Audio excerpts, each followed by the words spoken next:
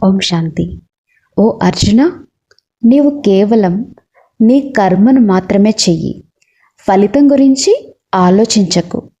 నీకు కేవలం కర్మ చేయడం పైనే అధికారం ఉంది, కానీ దాని ఫలితం పైన లేదు.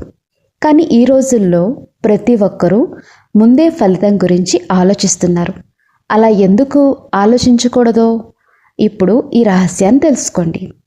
దాని వెనుక ఉన్న రహస్యం ఏమిటంటే, మనం చేసే ప్రతి కర్మకు ఫలితం అనేది ఒక నీడ లాంటిది. ఒక మనిషి తన నీడను తన నుండి ఎలాగైతే వేరు చెయ్యలేడో, అతను నడుస్తున్నప్పుడు నీడ అతనితో పాటే ఎలా వస్తుందో, అలాగే మనిషి చేసే ప్రతి కర్మకు వచ్చే ఫలితం కూడా అతని నీడ లాంటిదే. అందుకే ఆ రెండు విడదీయరానివి. మంచి పనులు చేస్తే మంచి ఫలితమే వస్తుంది, చెడు పనులు చేస్తే చెడు ఫలితమే వస్తుంది. ఇది విడదీయరానిది.